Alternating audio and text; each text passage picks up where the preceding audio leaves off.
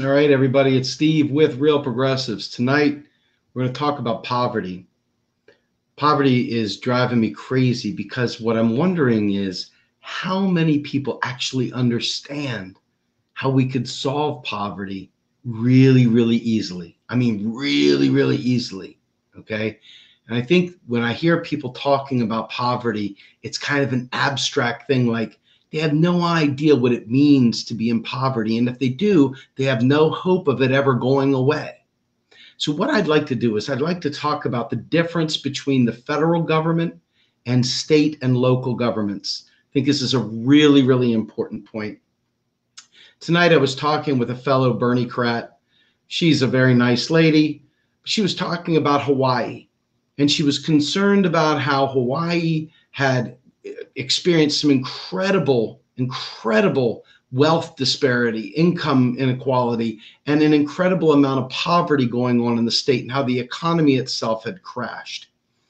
We started talking a little bit, and I started realizing that people genuinely don't understand that it's not the free market that creates a good economy, that it's not big business that creates a good economy, that it is not in any way, shape, or form the private sector that creates a good economy.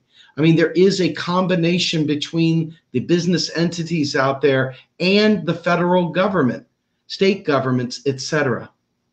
But let's start with what a federal government looks like and what a currency issuing government looks like versus a currency using government and a currency using entity like a municipality or a state or a territory that doesn't print its own currency either.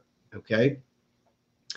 Our federal government is the currency issuer for the United States. The federal government, if you will, of someone, the national government, should I say, of somewhere like Japan creates its own currency. The national government of Australia creates its own currency. The government of Canada creates its own currency. Each province, each state has no ability to recover without borrowing or taxing.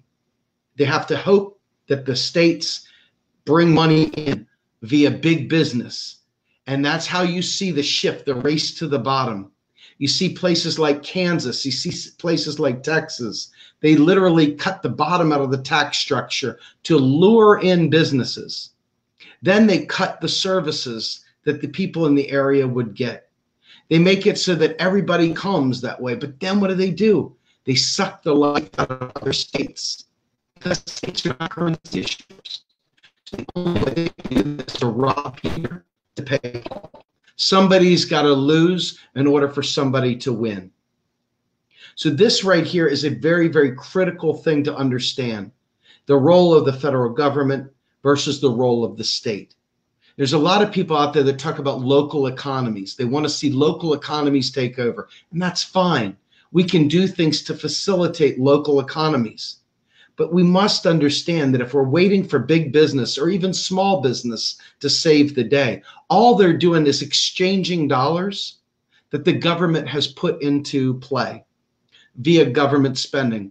Warren Mosler, I was listening to him in a video where he described currency, and he described the Federal Reserve, and he described the way our monetary system works.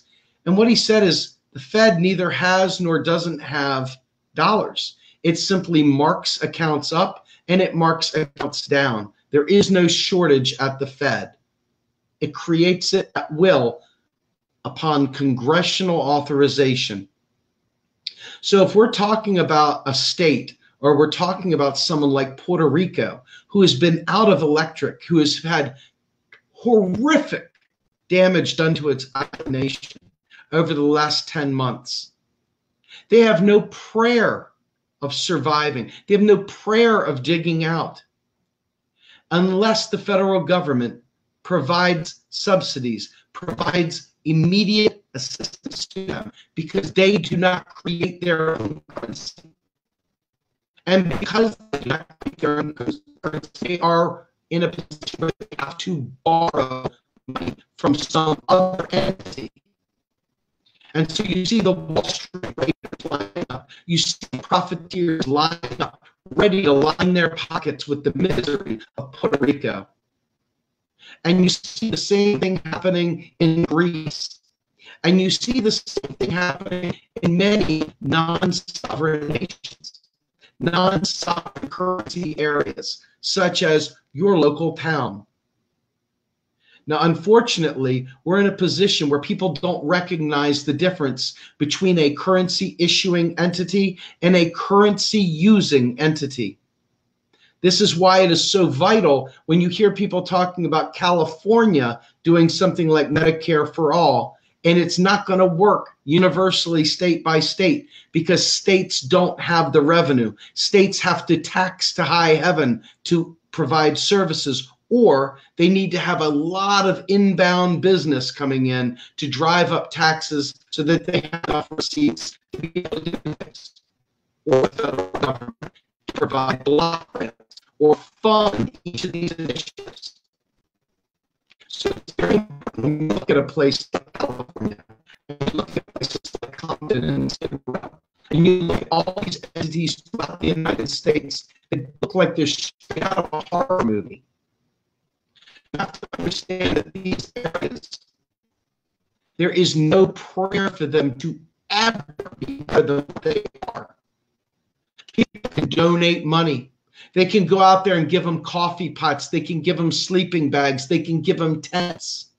It doesn't change the fact that there is a dearth of economic activity. There's a dearth of opportunity for people. There is a dearth of commerce. There's a dearth of public services because the federal government is not providing them.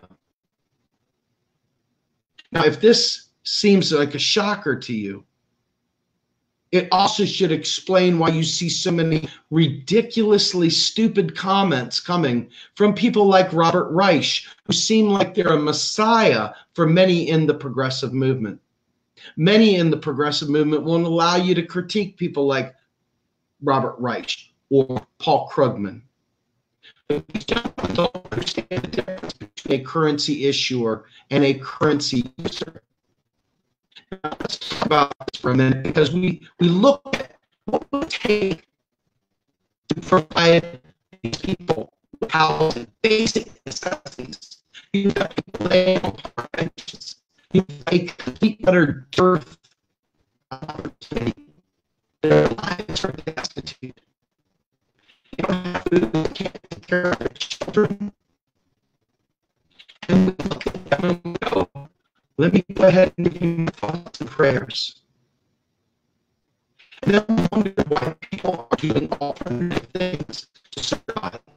We wonder why they're killing people. We wonder why they're dealing drugs to survive. We wonder why they're entering into prostitution to survive. We wonder why gangs are running rampant in these poverty areas. And it's no accident. It's no accident at all. Our federal government, as you know, is the currency issuer of this nation. Between the Federal Reserve and the Treasury, we can clear all payments that we need to make. We can literally stop poverty in its tracks immediately. Poverty is a political choice. It is 1000% a political choice. Why, you ask, would I say it's a political choice? Because it's politics alone that prevents us from spending on the people. It's politics alone that prevents us from bringing people into the American dream one more time that have been excommunicated through felonies or through other trumped up charges, through being entered into the system. We wonder why domestic violence occurs. There's never an excuse for domestic violence, but let's understand some of the roots of it. You see these things in poverty. Why is that? People are desperate. People are bitter. People are literally just trying to survive. They're feral. There is no peace in their life. There is no place to lay their head and not be worried about life and death circumstances. There's no excuse for this. There's no excuse whatsoever. And this is not a matter of, hey, you're a bad guy because you don't want to help them with your tax money, or hey, you're a bad person because you're judging. I'm telling you right now, our country purposely lets these people rot because the policing of those people, the devices for drug testing, all the different expenditures we make to keep those people down, private prisons, you name it, it's profitable for some to keep poverty exactly the way it is. So why, you might ask, do we the people not stand up and fight back and prevent generational poverty, prevent environmental racism? Why is it that we allow children to go hungry? Why is it that we, the people, are unwilling to take bold steps? Because we are distracted. We are easily distracted. The latest Trump tweet will get us spinning like a whirling dervish inside a teacup.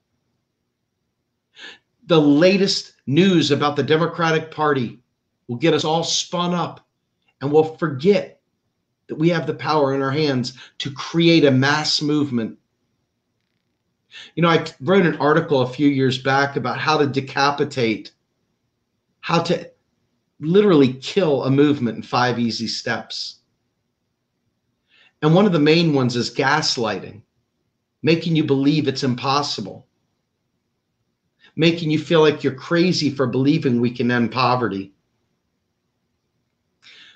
The lies that they tell, the character assassinations that they make, the impossibility of it all, the dream a lesser dream approach keeps us locked in a position where we cannot escape our own demons enough to fight back and end poverty for good.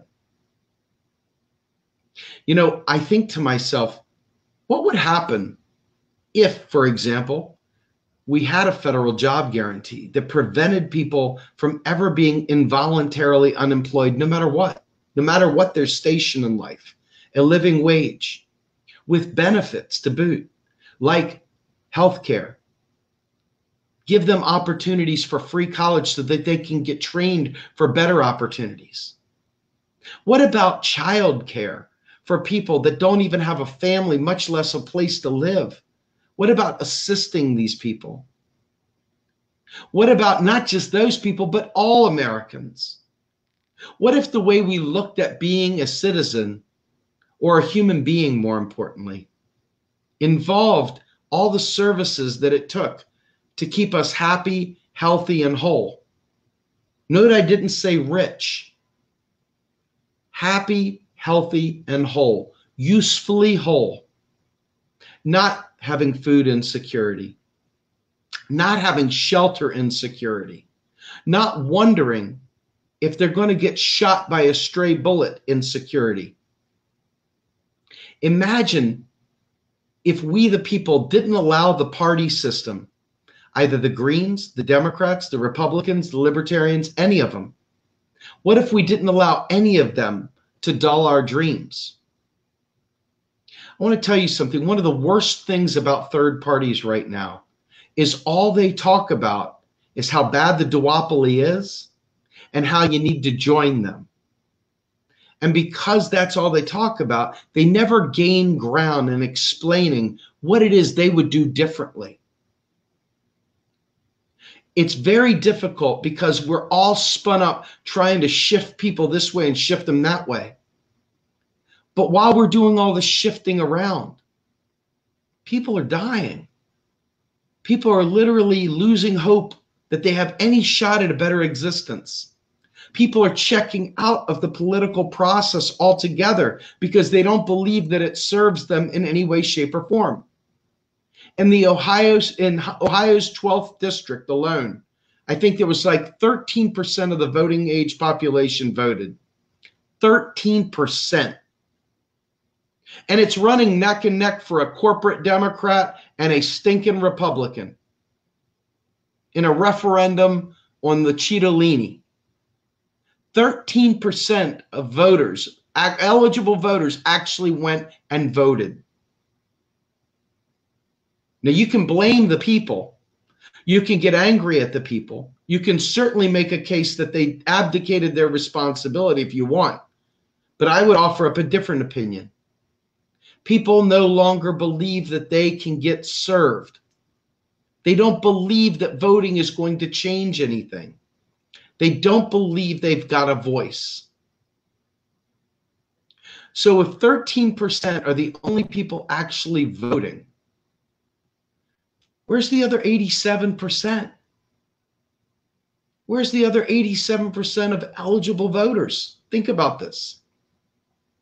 If we're not going to try to vote our way to better representation, then we should at least unite on the issues outside the party system and force them to hear our voices. Force them to take us seriously. When you see people literally laying there in shit-stained pants, and you smell them from a mile away because they haven't had a shower in a year, and their teeth are falling out of their mouth because they can't get dental service, and they're unhealthy, and they got tuberculosis, or they got a million other things. It's all preventable. Do you hear me? It is all preventable. There is no reason any of this has to be this way. So why do you think we all get our egos in a bunch, get fiercely independent, and go separate ways? We outthink ourselves and we stop uniting. We start thinking of ourselves as bigger than the big picture, and then we start letting people down, one person at a time, one dead person at a time, one child shot in the streets at a time, one child starving at a time, one fucking big, huge screw you at a time. We have a lot of power. We don't use it. If you understand the difference between the federal government and state governments, and you understand where the pressure must be applied. You know, these state legislatures, they just sit there and play hockey with the ball that they're given. They don't have enough money coming in. They don't have enough money coming in. They got to steal it from something to give it to something else. They got to raise taxes, which takes money out of people's hands, which hurts business, which takes away jobs. Because, again, the currency issuer is the federal government. When the federal government reduces the deficit, when the federal government worries about the debt, the non-existent debt, the silly, nonsensical debt, it cascades down the states. It cascades along till it hits the lowest of the low people, the people with the least amount of ability to avoid destitution and death. I've oftentimes called people murderers by proxy who don't try to get this, who talk about inflation, who talk about my hard-earned tax dollar. When I hear that, I understand. I understand you don't understand. But we don't have a lot of time to screw around. Well, of course we do. Our federal government purposely leaves 5% of our population unemployed. We have people that don't know any better, truly ignorant people. When you have all this destitution laying around, trying to tell us that automation is coming. Every one of these people that is destitute and in the streets, there is huge amounts of work to be done. We haven't gotten to the point where we can sit on our couch and play with our freaking Nintendos. There is so much work to be done. It is a shame that people are sitting there on their couches eating bonbons and ignoring it as it passes by. These people have no home, have no way of staying out of the elements. Shelters are ridiculously unkempt, understaffed, totally dehumanizing. And we could fix that too. We could fix the whole goddamn thing. But instead, we play a ping pong game with the Republicans. Democrats hit the ball back. Republicans hit the ball back. Nothing gets done. But damn it, you'll be sure to see somebody chastise me as a splitter, as somebody that's trying to split the vote, who doesn't care about progressives. I'm here to tell you, if progressives aren't fighting for the people that can't afford to live because they're in poverty, then the progressives don't deserve to be supported. If progressives are going to run somebody for president that doesn't understand economics, the most important thing we could possibly have is someone who understands economics, because they can't solve the environmental crisis. They can't solve poverty if they don't understand this. They can't. They can't. I don't care if somebody is anti-war, and if they are sitting there saying all the right things on social issues, because if they're fiscally conservative, all their nice to haves on the social side will spiral in the toilet, because they will leave it a dog eat dog world, because they're economically illiterate. The poverty will remain. People will continue to die. And young kids with no choice will continue to enlist in the military, where they will continue to die for their country. Well played, America. Golf clap, well played. When you realize this is preventable,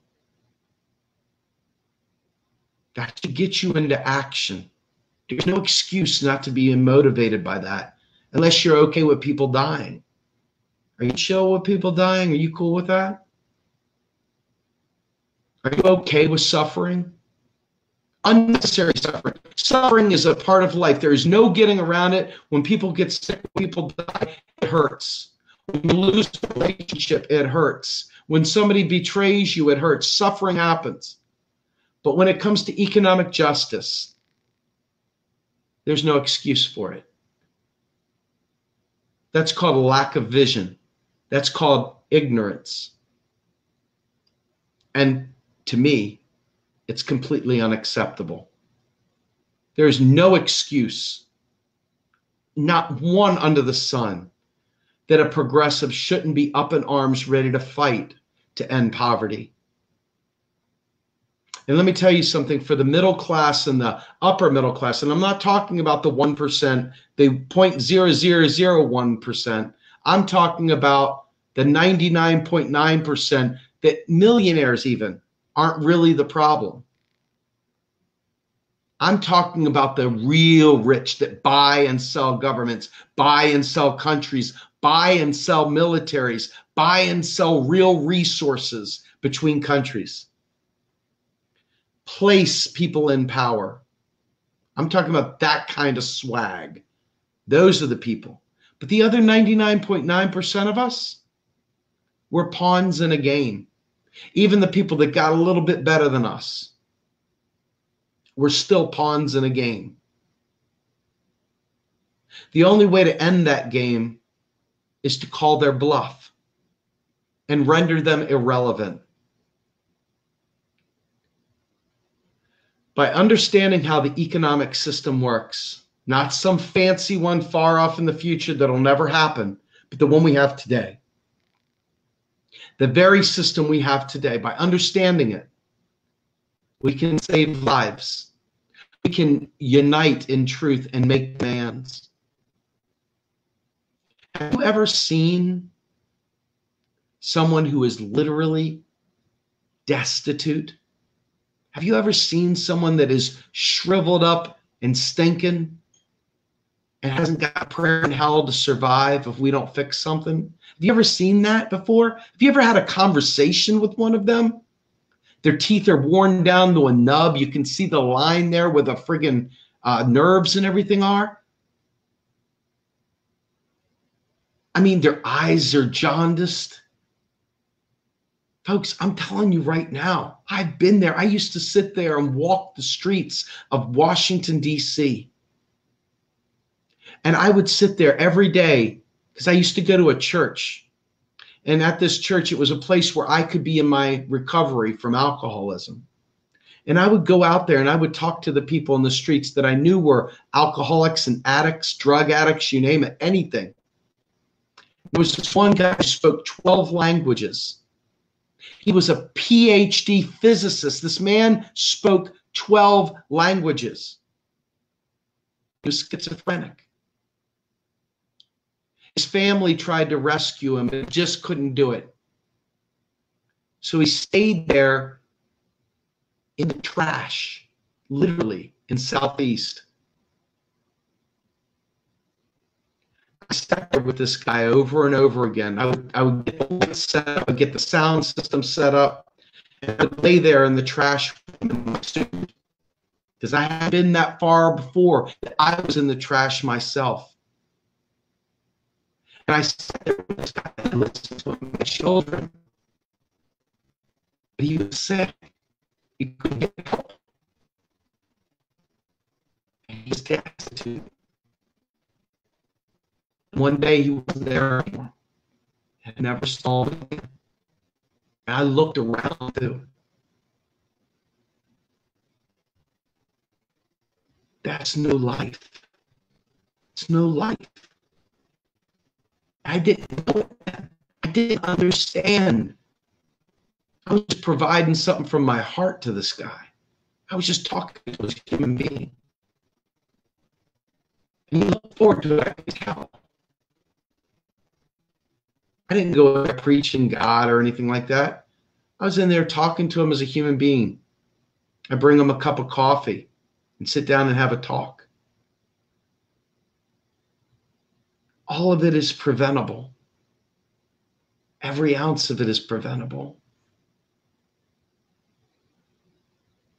Where are the progressives? Are they over there worried about Cheeto Leaning?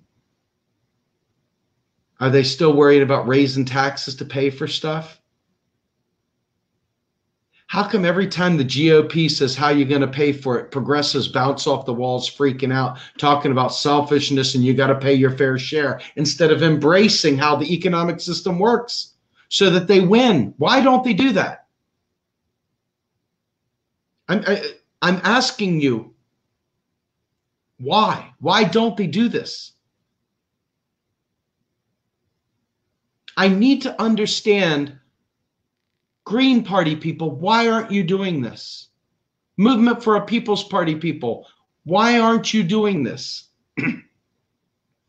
Bernie-crats and progressive Democrats, why aren't you doing this? I need to know, because you all are the only people that can carry this to the finish line. You're the only ones that can do this.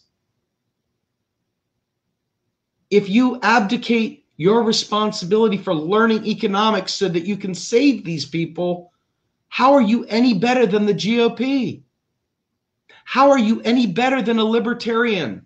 How are you any better than any of these people, folks? I'm asking you a straight up question. How are you better? Why do you feel like you're on top of the mountain when you literally refuse to help the poor?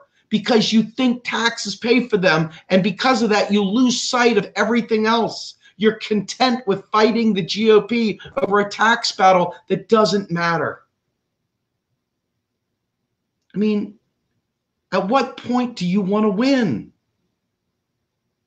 At what point do you own the fact that you're failing the poor, and you're failing our environment, and you're failing our infrastructure, and you're failing our medical system, and you're failing to end wars for oil because you refuse to go big and spending on green energy, which makes these poor people fucking pawns, fodder for the war machine? When are you going to realize that you're failing and you've got to do better, or we lose and they die? They die because you refuse. Do you understand what I'm saying?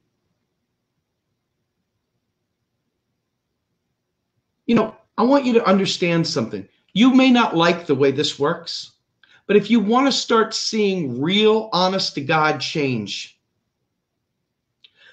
start with returning veterans.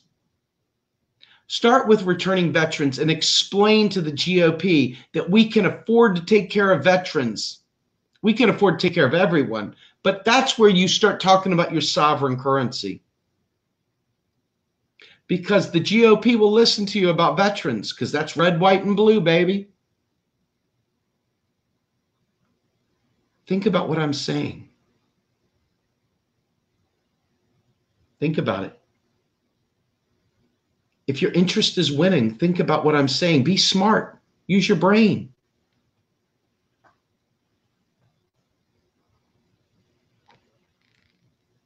I've lost my patience. I've lost my energy. I've lost my soft skills in dealing with the egos and dealing with the sensitivities of the movement that are afraid to fight for people. I'm tired of people telling me to vote for an idiot in the Green Party because they're green. You better freaking know modern monetary theory, or you're just another Republican to me. You may as well be a Republican whether you've got corporate money or not. Same thing with Bernie crowds. I don't care if you supported Bernie. I don't care if you were a delegate. I don't care if you march with your fist in the air. But if you don't understand economics, you're failing the people you're claiming to support. I can't take you seriously. I can't even look you in the eye and think, there goes my brother. There goes my sister. Because I realize a full cup is a full cup, and I don't have much to do with people that are full cups. If you're not willing to learn, that means you're willing to let people die, which makes you a murderer by proxy. See how that works?